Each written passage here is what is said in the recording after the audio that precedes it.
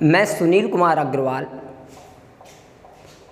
आप लोगों को दूरी, समय व चाल का पार्ट 2 ट्रेन से संबंधित प्रश्न, रेलगाड़ी से संबंधित प्रश्न बताने वाला हूँ। लेकिन उसके पहले हम और आप पार्ट 1 के महत्वपूर्ण बिंदुओं को एक बार पुनः दोहरा लें। जैसे आप सभी लोग जानते ही हैं मात्रकों के बारे में। दूरी का मात्रक मीटर, किलोमीटर आदि। समय का मात्रक सेकंड, घंटा आदि। और चाल का मात्रक मीटर प्रति सेकंड या किलोमीटर प्रति घंटा आदि। इन्हीं मात्रकों से हमने आपको फार्मूला बतलाए थे। आप लोग इन्हीं मात्रकों से फार्मूला बना चुके होंगे कि जैसे चाल का फार्मूला दूरी बटे समय और समय का फार्मूला दूरी बटे चाल और दूरी बराबर चाल गुणा समय। इसके साथ ही साथ हमने आपको अनुपातों के बारे में भी बतलाया था। यदि दो चालें दी गई हैं आपको तो दाएं का बाएं या बाएं का दाएं। ये तो तुरंत उत्तर देने वाली बात हो गई। लेकिन यदि हमें रिटर्न करना है तो चाल और समय एक दूसरे के व्युत्क्रमानुपाती होते हैं। जैसे आपको यदि 2:3:4 दिए गए या और ज़्यादा अनुपात दिए गए, 4 चालों के अनुपात दिए गए, तो उसके लिए हम फिर कैसे करेंगे? फिर तो दाएं का बाएं और बाएं का दाएं नहीं किया जा सकता है। तो बड़ा आसान होता है इसका कि 2:3:4 को हम व्युत्क्रमानुपाती में, अर्थात अंश की चीज़ हर में और हर की चीज़ अंश में, तो इसका व्युत्क्रमानुपाती अनुपात समय के लिए अनुपात 1/2 अनुपात 1/3 अनुपात 1/4। जब इसे आप सॉल्व करते हैं तो सीधा अनुपात प्राप्त हो जाता है 6:4:3। इसी प्रकार से हमने आपको दो चालों के लिए औसत चाल, वैसे तो औसत चालों के लिए मुख्य फार्मूला बतला ही दिया था कि औसत चाल बराबर कुल दूरी बटे कुल समय। लेकिन यदि सॉल्व करना है तो दो चालों के लिए औसत चाल का फार्मूला बतलाया था 2ab/a+b। 3 चालों के लिए औसत चाल हमने आपको फार्मूला बतलाया था 3abc/ab+bc+ca। 4 चालों के लिए औसत चाल का फार्मूला अपने आप बन जाता है 4abcd/abcd+cda+dab। यानी अगर हम शब्दों में कहना चाहें तो फार्मूले का सीधा एक सिद्धांत सा बन जाता है कि हमें कितनी भी चालों के लिए औसत चाल निकालना हो, तो औसत चाल का फार्मूला बन जाता है कि औसत चाल बराबर जितनी चालें दी गई हैं उतना अंक, वही अंक एवं उतने ही अक्षरों का गुणनफल। जैसे 2 चालों के लिए दिया गया था तो 2 का अंक लिया था, 3 चालों के लिए दिया गया था तो 3 का अंक लिया था, 4 चालों के लिए तो 4 का अंक। यानी जितनी चालें दी गई हैं उतना ही अंक, वही अंक और उतने ही अक्षरों का गुणनफल बटे प्रत्येक बार क्रम से एक अक्षर छोड़ करके, प्रत्येक बार क्रम से एक अक्षर छोड़ करके, यानी एक अक्षर कम करके लिखना है। यदि 4 चालें दी गई हैं तो 3 अक्षर लिखना है। प्रत्येक बार क्रम से एक अक्षर छोड़ करके शेष अक्षरों का गुणनफल और सभी गुणनफलों का योगफल। समझ में आ गया ना आपको? अगर समझ में आ चुका हो तो आप इसका स्क्रीनशॉट ले लें। और इसके अलावा हाँ, अब हम आपको रेलगाड़ी से संबंधित नियम बतला रहे हैं। जैसे मान लो ये लाइन रेलगाड़ी को प्रदर्शित कर रही है और ये जो है किसी पेड़ को प्रदर्शित कर रही है। तो अब यदि रेलगाड़ी के इंजन ने इस पेड़ को छू लिया तो क्या आप ये कह सकते हैं कि पेड़ जो है पार हो चुका है? हाँ, क्या कहा आपने? नहीं कह सकते। बिल्कुल ठीक कहा। अभी रेलगाड़ी ने पेड़ को छुआ है, पेड़ के नज़दीक पहुंची है, पेड़ को पार नहीं किया है। इसी प्रकार से दूसरा चित्र आपको दिखाई दे रहा है कि अब पेड़ के आगे कुछ डिब्बे निकल गए हैं लेकिन पीछे भी कुछ डिब्बे बचे हुए हैं। तो इसमें भी आप ये नहीं कह सकते हैं कि पेड़ जो है पार हो चुका है। लेकिन तीसरे चित्र में ये आप भली भांति देख रहे हैं जो, और समझ चुके होंगे कि चूंकि इस पेड़ पर ट्रेन का आखिरी डिब्बा बिल्कुल आखिरी छोर पहुंच चुका है, तो अब हम कह सकते हैं कि ये पेड़ पार हो चुका है। यदि किसी भी वस्तु को पार करना है तो उसके लिए पहले सिरे से आखिरी छोर तक निकलना जरूरी है। तो इसी चित्र से हम एक नियम बतला रहे हैं कि जब एक रेलगाड़ी किसी खंबा, पेड़ या खड़े हुए, क्योंकि ये आपने देखा कि ये पेड़ जब जो है इंजन था तो पार नहीं हुआ था, जब बीच में पहुंची तब भी पार नहीं हुआ, लेकिन जब पूरी रेलगाड़ी निकल गई यानी अपनी लंबाई के बराबर चल चुकी तभी आपने कहा पेड़ पार हो गया। तो इसी वजह से ये नियम बन चुका है कि जब एक रेलगाड़ी किसी खंबा, पेड़ या खड़े हुए आदमी को पार करती है तो उसे अपनी लंबाई के बराबर यानी रेलगाड़ी को अपनी लंबाई के बराबर दूरी चलनी पड़ती है। जैसे हम रेलगाड़ी की चाल मान लें कि x मीटर प्रति सेकंड है, रेलगाड़ी की लंबाई मान लें y मीटर है, तो समय निकाला जा सकता है समय बराबर दूरी बटे चाल के सूत्र से। तो समय आ जाएगा y बटे x प्रति सेकंड। ये नियम आपको अच्छी तरह से समझ में आ चुका है ना। इसमें हमने कहा है कि जब कोई भी रेलगाड़ी या कोई भी चीज़, जैसे आप मान लो बस से जा रहे हैं, तो जब कोई लंबी चीज़ किसी वस्तु को यदि पार करती है तो उस वस्तु को पार करने के लिए उसे अपनी लंबाई के बराबर दूरी तय करना पड़ती है। जब एक रेलगाड़ी किसी खंबा, पेड़ या खड़े हुए आदमी को पार करती है तो उसे अपनी लंबाई के बराबर दूरी चलनी पड़ती है।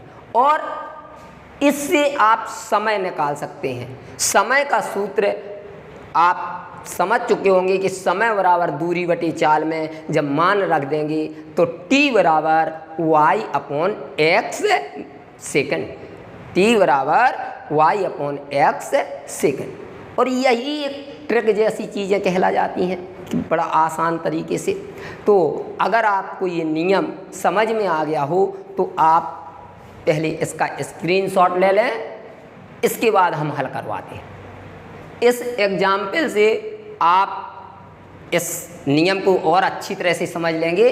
जैसे एग्जाम्पल में दिया गया है कि 500 मीटर लंबी रेलगाड़ी जिसकी चाल 36 किलोमीटर प्रति घंटा है, एक खंबे को पार करने में कितना समय लगेगा। तो पहले तो ओरल तरीके से देखें, इसके बाद सॉल्व तो आप फिर कर ही लेंगे। ओरल में सबसे पहले हमें मात्रक देखना है, क्योंकि इसमें जो दूरी दी गई है, लंबाई दी गई है, वो मीटर में दी गई है, जबकि चाल जो है किलोमीटर प्रति घंटा में दी गई। तो सबसे पहले हम इसी चाल को बदलेंगे, और हमने पिछले वीडियो में आपको चाल का रूपांतरण करना समझा दिया था कि यदि किलोमीटर प्रति घंटा से मीटर प्रति सेकंड में चाल को रूपांतरित करना है तो 5/18 का, और यदि मीटर प्रति सेकंड से किलोमीटर प्रति घंटा में रूपांतरित करना है तो 18/5 का गुणा किया जाता है। तो चाल इसमें 36 किलोमीटर प्रति घंटा दी गई। ओरल में देखेंगे 18 का भाग कितनी बार जा रहा है, 2 बार, तो बस 5 का पहाड़ा 2 बार पढ़ लेंगे, यानी 10 मीटर प्रति सेकंड चाल कहलाई। तो अब आपके पास चाल जब निकल आई है और 500 मीटर लंबी रेलगाड़ी है, तो 500 मीटर उसे चलना है। 1 सेकंड में जब 10 मीटर जा रही है तो 500 मीटर निश्चित है 50 सेकंड में जाएगी। इसका ओरल उत्तर आ जाएगा। यानी आपको इसमें कुछ नहीं करना पड़ता है, इसमें आपको केवल मात्रक पहले ज़रूर देखना पड़ेंगे कि 1 से है या नहीं है तो चेंज कर लेंगे। तो 36 किलोमीटर प्रति घंटा को आपने बदल लिया 10 मीटर प्रति सेकंड और 10 का भाग दे दिया 500 में। तो जब 500 में 10 का भाग देते हैं तो 50 मीटर प्रति सेकंड। लेकिन यदि इसी सवाल को हल करना है तो वही आपको लिखना पड़ेगा इस प्रकार से। अब चूंकि मानने की ज़रूरत नहीं है, जैसे जब हमने नियम समझाया तो उसमें माना लिखा था, लेकिन इसमें अब सीधा लिखेंगे हल। रेलगाड़ी की लंबाई कितनी है, रेलगाड़ी की लंबाई बराबर 500 मीटर। रेलगाड़ी की चाल कितनी दी गई है, रेलगाड़ी की चाल बराबर 36 किलोमीटर प्रति घंटा। इस चाल को रूपांतरित करना पड़ेगा 36 गुणा 5/18 मीटर प्रति सेकंड। 18 दूना 36, 5 दूना 10 मीटर प्रति सेकंड। अब हमें निकालना क्या है, समय। तो समय वाला सूत्र आप जानते ही हैं, समय बराबर दूरी बटे चाल। बराबर दूरी कितनी दी गई है 500 मीटर, चाल कितनी दी गई है 10 मीटर प्रति सेकंड। 0 से 0 कट जाएगा तो समय निकल आएगा। यहाँ पर मीटर भी लिख दीजिएगा और मीटर प्रति सेकंड भी लिख दीजिएगा। तो मीटर से मीटर कट गया और ये सेकंड नीचे है तो ऊपर पहुँच जाएगा 50 सेकंड। इस प्रकार से हम इसे हल भी कर सकते हैं और ओरल तरीका भी प्रयोग। आप लोग अधिकतर जैसे विकल्प आ गए हैं तो ओरल तरीके का प्रयोग करें, ओरल ढंग से निकालने का प्रयास करें, ठीक है ना। तो अब जो है हम दूसरे नियम की ओर चल रहे हैं। हाँ, तो अब दूसरे नियम के लिए पहले आप चित्रों को थोड़ा ध्यान दें। जैसे ये लाइनें जो है रेलगाड़ी को प्रदर्शित कर रही हैं, तो पहली रेलगाड़ी और दूसरी रेलगाड़ी, चूंकि 2 रेखाएं बनी हुई हैं तो वो चल रही हैं, लेकिन हम ये देख रहे हैं कि पहली रेलगाड़ी और का जो इंजन है वो दूसरी रेलगाड़ी के आखिरी डिब्बे के पास है, स्पर्श जैसा कर रहा है। तो अब हम क्या ये कह सकते हैं कि रेलगाड़ी दूसरी रेलगाड़ी को पार कर चुकी है? नहीं कह सकते, क्योंकि पार करने के लिए बिल्कुल रेलगाड़ी पार हो जानी चाहिए। जैसे दूसरे चित्र में और अच्छी तरह से समझ में आ रहा है कि अब जो पहली रेलगाड़ी है वो जो है काफ़ी आगे तक निकल गई है, लेकिन दूसरी रेलगाड़ी को बिल्कुल स्पष्ट पार नहीं कर पाई। लेकिन तीसरी रेलगाड़ी तीसरे चित्र में हमें ये पूर्ण पता चल रहा है कि जो हमारी पहली रेलगाड़ी का इंजन का डिब्बा था वो अकेला स्पर्श नहीं कर रहा है, बल्कि और आगे जा चुका है, और आगे जा चुका है, और इतना आगे जा चुका है कि इस रेलगाड़ी का आखिरी डिब्बा दूसरे रेलगाड़ी के इंजन के पास पहुंच चुका है। तो अब इस चित्र में हम कह सकते हैं कि रेलगाड़ी एक दूसरे को पार कर चुकी है।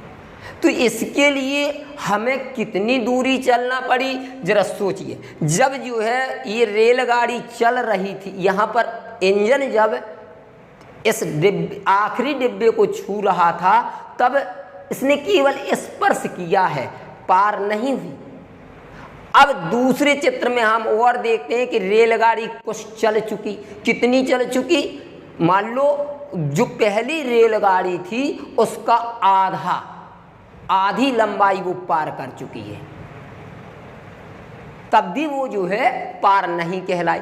अगर इंजन की बिल्कुल आखिर इंजन दोनों मिल जाती तब भी पार नहीं कहलाती। तो इससे ये हमें पता चल रहा है कि इस रेलगाड़ी को पार करने के लिए इस रेलगाड़ी की लंबाई और अपनी लंबाई के बराबर दूरी तय करना पड़ी। इसी से ये दूसरा नियम बन जाता है कि जब एक रेलगाड़ी किसी लंबी वस्तु जैसे प्लेटफार्म, सुरंग, पुल या दूसरी रेलगाड़ी को पार करती है तब उसे अपनी तथा दूसरी वस्तु की लंबाई के योगफल के बराबर दूरी तय करना पड़ती है। यानी जब एक रेलगाड़ी दूसरी रेलगाड़ी को पार करती है तो उसे अपनी लंबाई और दूसरी रेलगाड़ी के लंबाई के बराबर दूरी तय करना पड़ती है। ठीक है ना? एक बार पुनः इस नियम को देख लें आप कि जब एक रेलगाड़ी किसी लंबी वस्तु जैसे प्लेटफार्म, सुरंग, पुल या दूसरी रेलगाड़ी को पार करती है तो तब उसे अपनी तथा दूसरी वस्तु के लंबाई के योगफल के बराबर दूरी तय करना पड़ती है। ये बात आपको समझ में आ गई ना? ओके, तो स्क्रीन शॉट ले लें आप। हाँ, तो इस एग्जाम्पल से आप इस नियम को और अच्छी तरह से समझ लेंगे। जैसे लिखा हुआ है कि 200 मीटर लंबी रेलगाड़ी 200 मीटर लंबे प्लेटफार्म को 72 किलोमीटर प्रति घंटे की चाल से कितने समय में पार कर लेगी। तो पहले तो वही ओरल ढंग से देखें हम, चूँकि इसमें जो रेलगाड़ी की लंबाई या प्लेटफार्म की लंबाई दी गई है वो मीटर में दी गई है और जबकि चाल किलोमीटर प्रति घंटे में। तो पहले तो मात्रक एक जैसे कर लें। 72 किलोमीटर प्रति घंटा 18 का भाग 72 में कितनी बार जा रहा है? 4 बार। तो 5 का गुणा 4 में यानी 5 चौको 20 मीटर प्रति सेकंड चाल कहलाई। तो 20 मीटर प्रति सेकंड। अब जबकि रेलगाड़ी की लंबाई कितनी है? 200 मीटर। प्लेटफार्म की लंबाई कितनी है? 200 मीटर। तो कुल कितनी लंबाई कहलाई? 400 मीटर।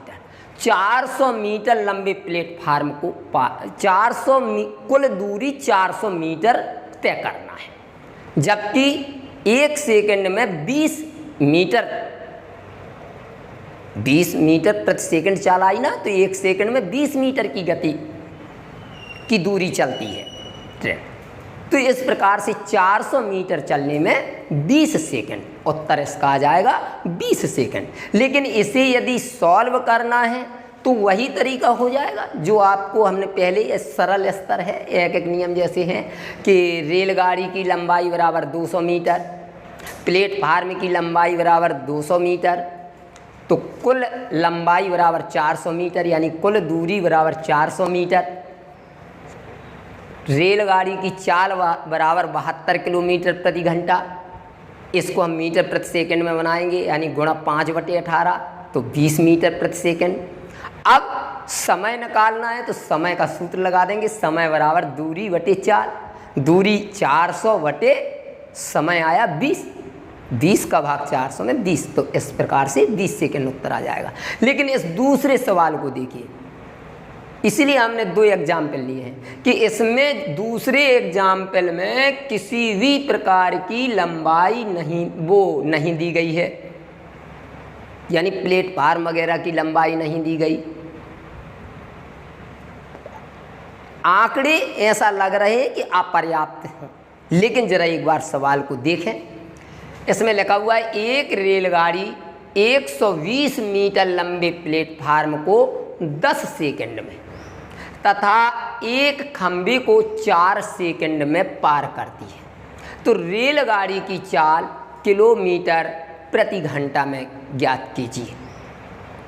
यदि इसका हमें मौखिक उत्तर देना है, पहले तो मौखिक उत्तर के बारे में आ जाएं, तो इसका मौखिक उत्तर आ जाएगा 72 किलोमीटर प्रति घंटा।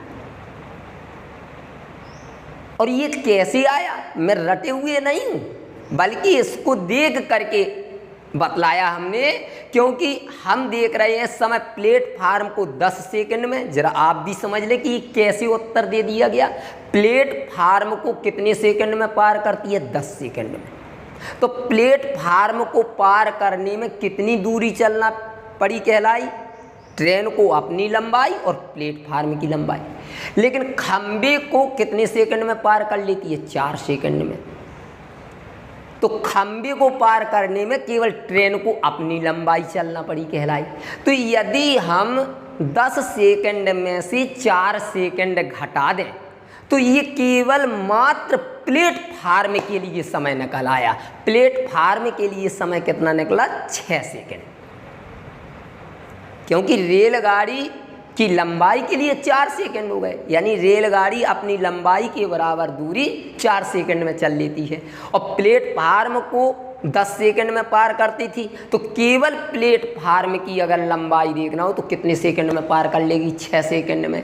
6 सेकंड में 120 मीटर चलती है वो, तो फिर 6 का भाग दे देंगे हम, तो 1 सेकंड का आ जाएगा। 1 सेकंड में कितना चलेगी, 20 मीटर। तो जब 20 मीटर 1 सेकंड में चली, 20 मीटर प्रति सेकंड, लेकिन किलोमीटर प्रति घंटा में बनाना था इसे, तो 5 का भाग 5 चौको 20 और 18 चौक 72, तो 72 किलोमीटर प्रति घंटा। जरा इसे सॉल्व करके देखें कि कैसे ये लगाया गया।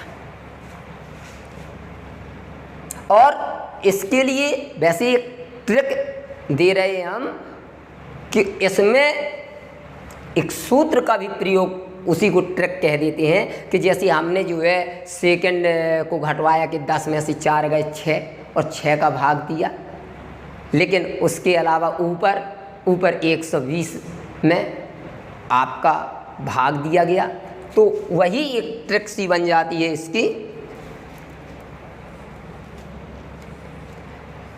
इसकी जो ट्रिक बन जाती है वो x t1 upon t1 minus t2 या t2 माइनस t1, कुछ भी आप लिख सकते हैं। ये एक ट्रिक जैसी कहलाती है, ठीक है ना। लेकिन इसे यदि आप हल करेंगे तो कैसे हल करना है, माना रेलगाड़ी की लंबाई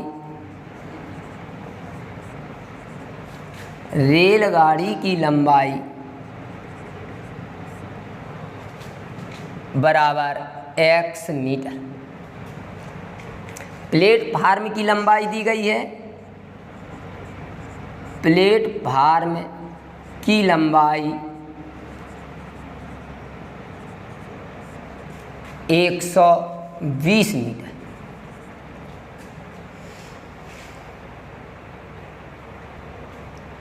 तो जब वो खंबे को, अच्छा खंबे को कितने सेकंड में पार करती है, पहले यहाँ पर आप लिख दें खंबे को पार करने में, खंबे को पार करने में। इसके लिए खंबे को पार करने में कुल कितनी दूरी चलना पड़ती है, ट्रेन को अपनी भर यानी x मीटर। समय का सूत्र आप जानती हैं, समय बराबर दूरी बटे चाल, तो बस समय आ जाएगा इससे, समय बराबर दूरी केवल x आएगी और बटे चाल आपको निकालना, समय दिया गया है 4 सेकंड, तो समय की जगह पर 4/4 निकालना है। तो चाल निकालना है तो चाल वाला सूत्र प्रयोग कर सकते हैं इसमें। आप इसको इस प्रकार से भी लिख सकते हैं, चाल बराबर दूरी x/4। ये खंभे के लिए चाल तो एक जैसी रहेगी। अब आइए प्लेटफार्म को पार करने में, प्लेटफार्म को पार करने में चाल ही निकालना है। तो चाल जब निकालेंगे आप तो प्लेटफार्म के लिए कितनी दूरी चलना पड़ेगी, रेलगाड़ी को अपनी लंबाई और प्लस प्लेटफार्म की लंबाई x धन 120 मीटर बटे कितना समय लग रहा है 10 सेकंड। अब चूंकि है तो वही रेलगाड़ी, चाल और चाल ये दोनों आपस में कैसी कहलाएंगी, बराबर, तो ये दोनों पक्ष भी बराबर कहला जाएंगे। इस प्रकार से हम इसको लिख सकते हैं कि x/4 बराबर x धन 20/10। भगा दीजिएगा, 10x बराबर 4x धन 80। ये कैंची गुणा जिसे पक्षांतर कहते हैं, 10 को पक्षांतर किया तो गुणा में पहुंच जाएगा, 4 को पक्षांतर किया तो गुणा में। अब 4x को यहाँ पर भगा दीजिएगा तो 10x माइनस 4x बराबर 80, तो 6x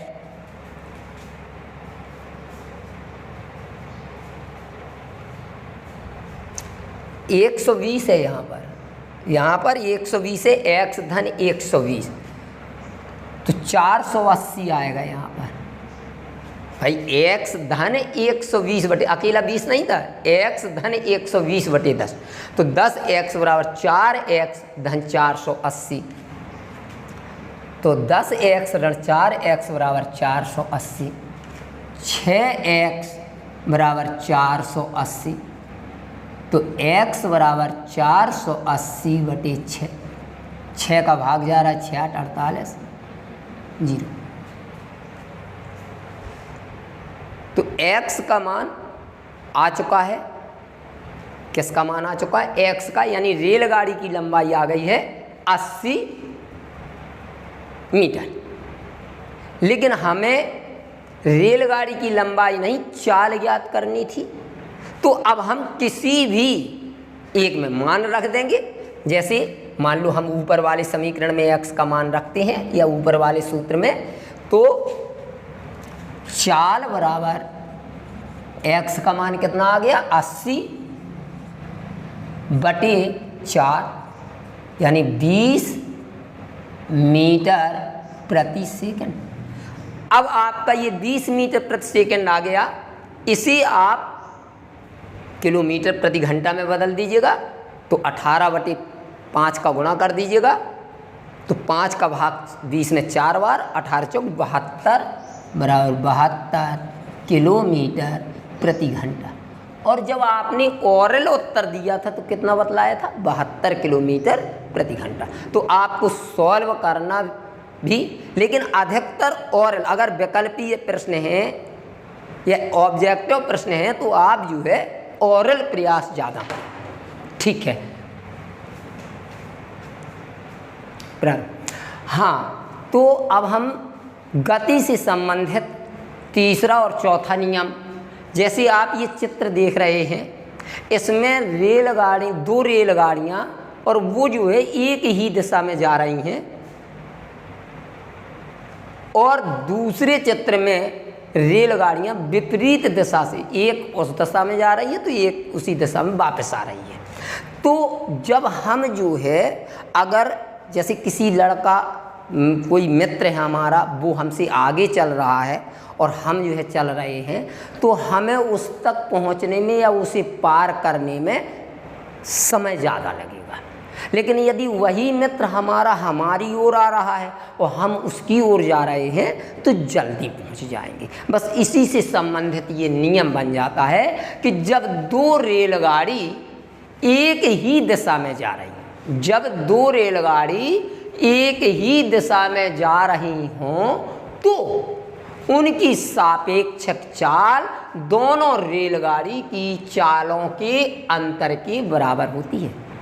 यानी एक ही दिशा में जा रही हो तो चाल को घटाया जाता है, यानी एक की चाल से दूसरे की चाल को घटा दिया जाता है, उसी को कहते हैं सापेक्षक चाल। यानी जब दो रेलगाड़ी एक ही दिशा में जा रही हो तो उनकी सापेक्षक चाल दोनों रेलगाड़ी की चालों के अंतर के बराबर, अंतर का मतलब घटाना, अंतर के बराबर होती है। यानी दोनों एक की चाल से दूसरे की चाल घट जाएगी, लेकिन कब घटेगी? जब एक ही दिशा में जा रही हो। जब एक ही दिशा में जा रही हो तो चालों का जो अंतर होगा वही कहलाएगी उन दोनों की मिली हुई चाल, सापेक्षक चाल। इसी प्रकार से दूसरा नियम, यदि विपरीत दिशा में, जब दो रेलगाड़ी विपरीत दिशा में जा रही हों तो उनकी आपेक्षक चाल दोनों रेलगाड़ी की चालों के योगफल के बराबर होती है।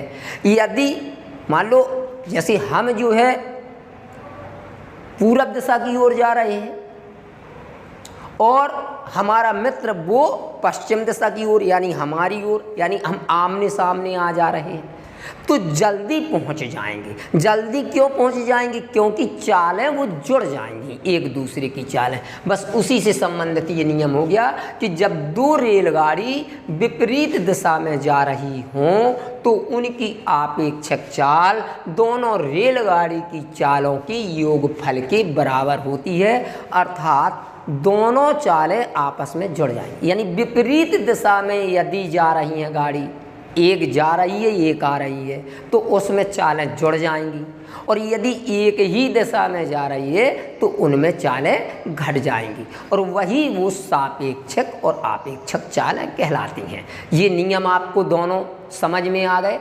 अगर ये नियम समझ में आ गए हों तो आप इसका स्क्रीनशॉट ले लें, हम एग्जाम्पल द्वारा आपको समझा रहे हैं। हाँ, तो आपके सामने एग्जाम्पल हम दे रहे हैं, ये दोनों नियम आपको समझ में आ जाएंगे। जैसे पहला एग्जाम्पल लिखा हुआ है कि दो रेलगाड़ी जो एक ही दिशा में जा रही हैं क्रमशः 400 मीटर और 300 मीटर है, और चाल 50 मीटर प्रति सेकंड और 22 मीटर प्रति सेकंड है, तो एक दूसरे को पार करने में कितना समय लेंगे? जरा देखिए, इस सवाल में वो एक ही दिशा में जा रही हैं। एक ही दिशा में हमने बतलाया था आपको कि जब एक ही दिशा में जाएं तो चालें घट जाएंगी, और चूंकि दो रेलगाड़ियां दोनों लंबी वस्तुएं हैं तो दोनों की लंबाइयां वो जुड़ जाएंगी। तो यदि हमें ओरल देना है तो बस इतना ही करना है कि दोनों रेलगाड़ियों की पहले लंबाइयों को जोड़ दें, 400 300 कितना हो जाएगा? 700, और चालों को घटा देंगे। 50 में से 22 चला गया तो कितना बचा? 28, और भाग दे देंगे, क्योंकि समय निकालना है तो समय का सूत्र तो जानते हैं कि दूरी बटे चाल, यानी दूरी में यानी लंबाइयों में उस चाल का भाग दे देंगे। तो 700 बटे 28, तो 7 का भाग पहले 28 में जा रहा है 4 बार, और वहाँ ऊपर आ गया 100, 4 का भाग फिर 100 में जा रहा है 25, तो इसका उत्तर आ जाएगा 25 समय। कितना समय आ जाएगा? 25 समय। ये ओरल विधि हो गई। इसी प्रकार से दूसरा सवाल देखिए, दूसरे सवाल में लिखा हुआ है 126 मीटर तथा 114 मीटर लंबी दो रेलगाड़ी विपरीत दिशाओं में क्रमानुसार 30 किलोमीटर प्रति आवर और 42 किलोमीटर प्रति आवर की चाल से जा रही हैं। मिलने के कितने समय बाद एक दूसरे को पार कर लेंगे? इस सवाल में आप देख रहे हैं कि विपरीत दिशाओं में जा रही है। विपरीत दिशा यानी एक जा रही है सामने तो दूसरी सामने से आ रही है विपरीत दिशा। तो विपरीत दिशाओं में हमने बतलाया था कि चालें घट जाती हैं। और चूंकि दोनों रेलगाड़ियां लंबी वस्तुएं हैं तो दोनों की लंबाइयां वो आपस में जुड़ जाएंगी। तो ये तो निश्चित हो गया कि 126 मीटर और 114 मीटर ये दोनों जुड़ जाएंगे। जब जोड़ोगे आप तो 240 मीटर आ जाएगा। अब आइए चाल इसमें दी गई है 30 किलोमीटर और 42 किलोमीटर। चूंकि विपरीत दिशा में जा रही हैं तो विपरीत दिशा में चालें जुड़ जाएंगी, यानी 30 और 40 72 किलोमीटर प्रति आवर। 30 को और 42 को जब जोड़ोगे तो 72 किलोमीटर प्रति घंटा। अब चूंकि लंबाई दी गई है मीटर में और चाल दी गई है किलोमीटर प्रति घंटा में, तो इसे रूपांतरित कर लेंगे। तो 72 किलोमीटर प्रति आवर को जब रूपांतरित करेंगे तो कितना आ जाएगा? 20 मीटर प्रति सेकंड। कितना आ जाएगा? 20। ठीक है ना। और आपका लंबाइयाँ कितनी आई थी? 240।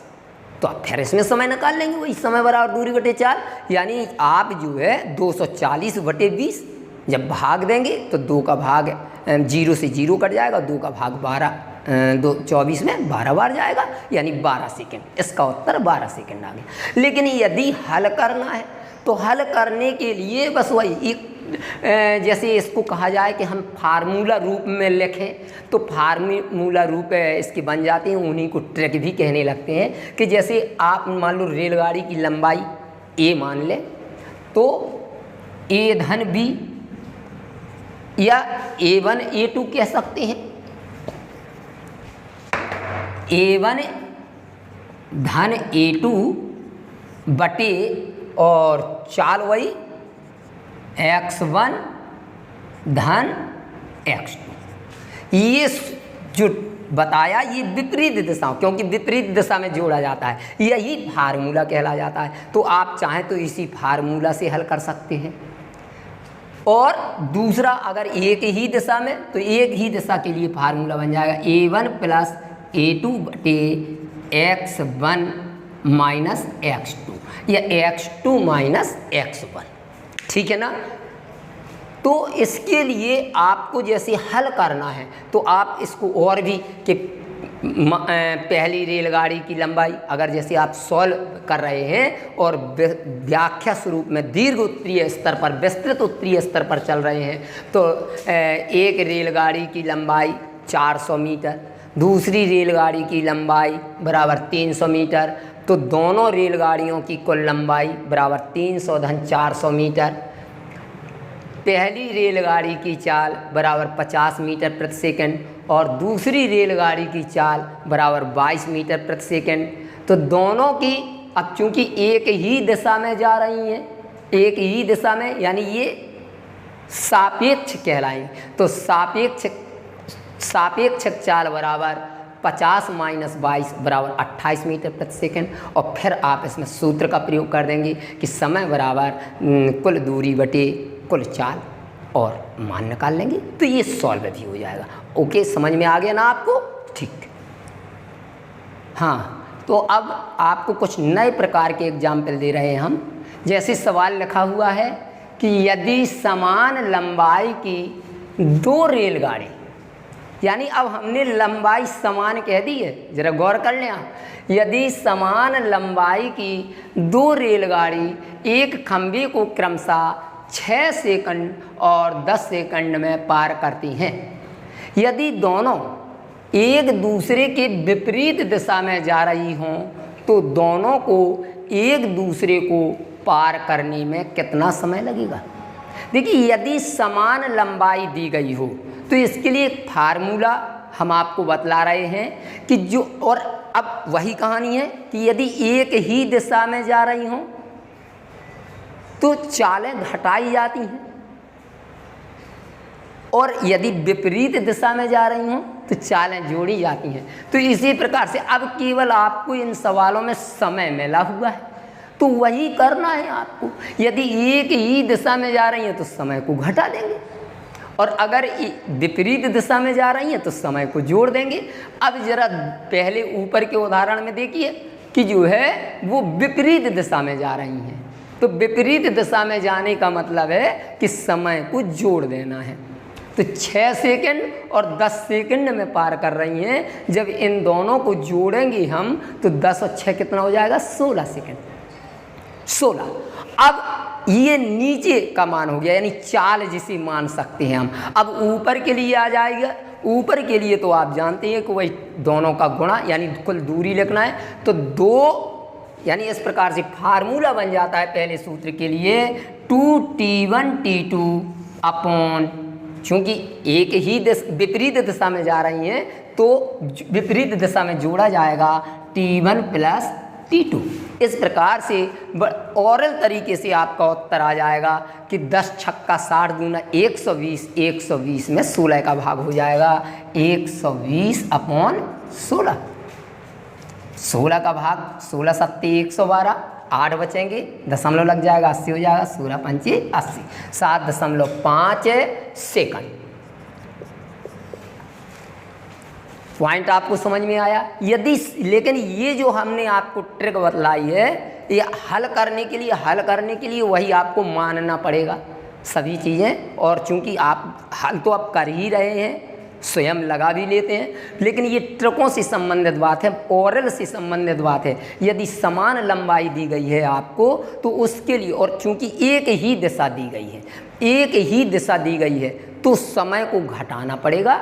और ऊपर तो गुणा है ही, ऊपर दोनों का गुणा और 2 का गुणा, और साथ में समय को घटा करके भाग दे देना।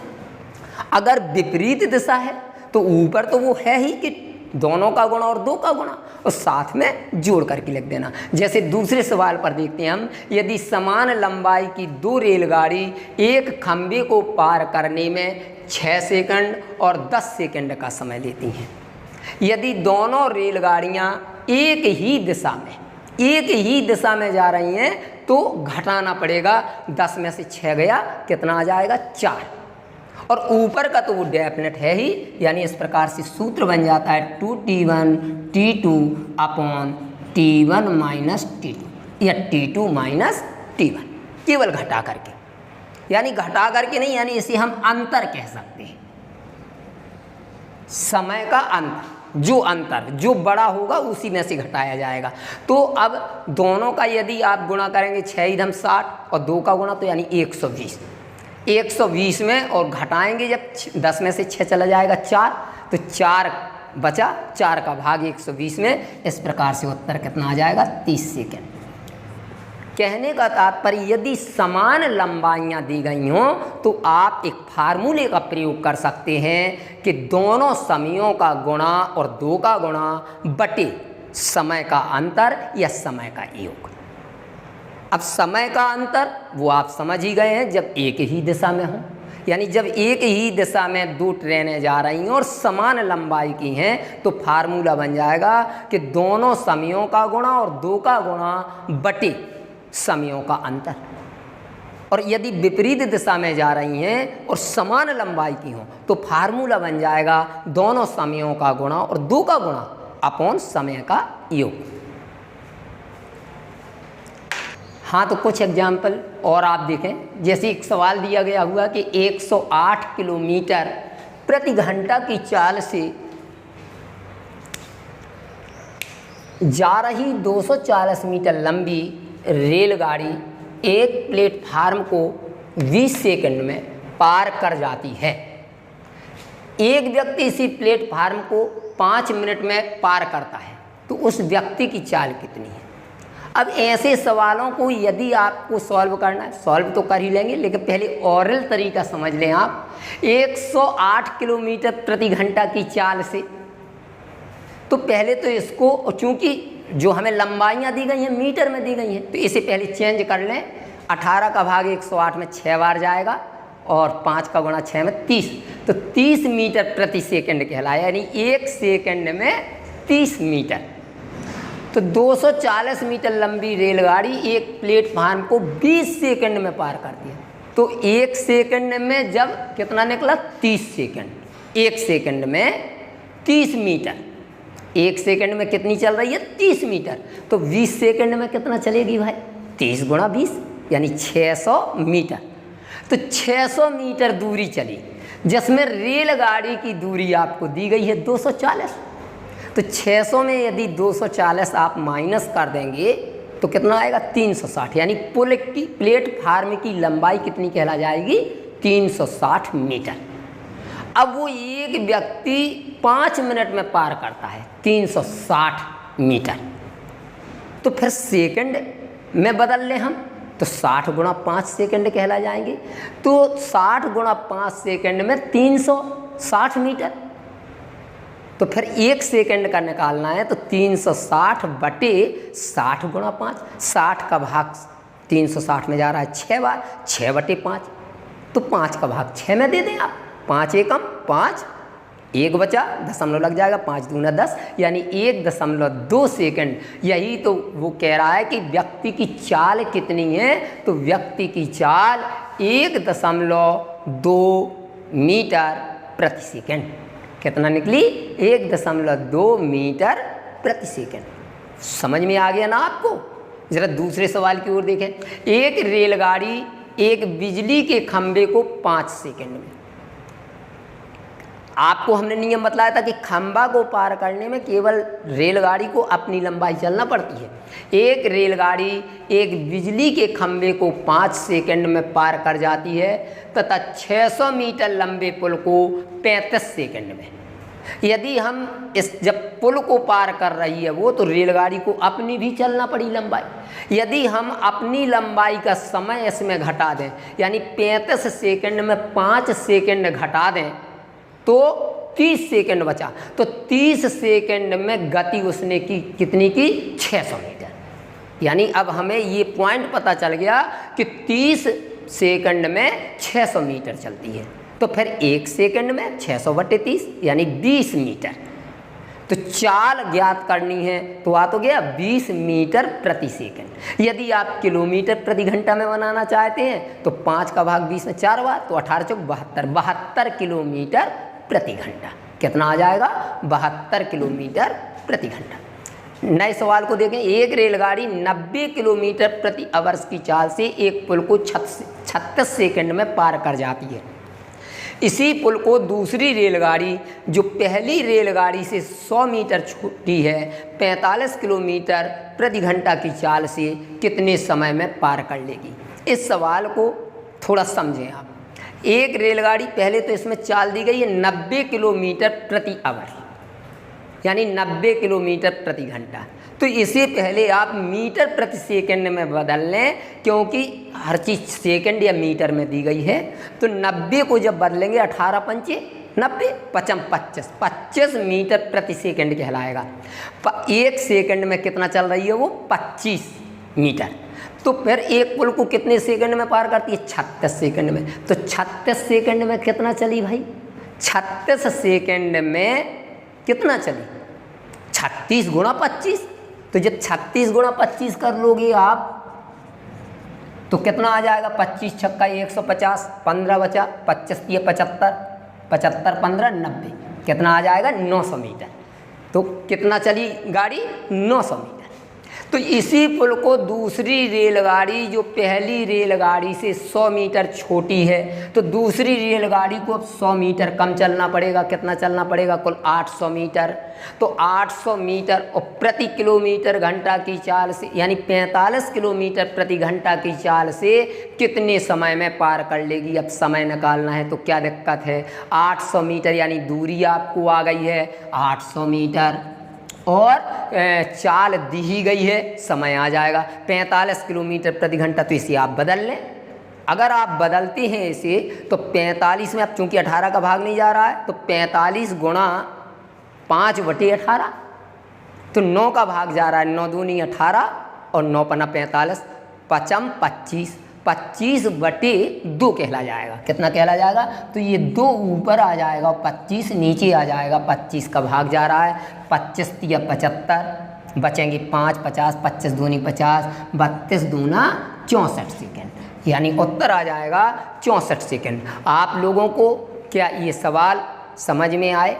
अगर किसी प्रकार की कोई परेशानी आ रही हो आपको, तो आप अगर किसी भी सवाल को समझने में परेशानी आ रही हो तो आप कमेंट्स द्वारा हमें जो है सूचित करें। हम और हमारे परम मित्र आदरणीय श्री अनिल शुक्ला जी एवं हमारे सभी सहयोगी बंधु पूर्ण रूप से प्रयास करेंगे कि आपकी समस्या को हम हल कर सकें। धन्यवाद।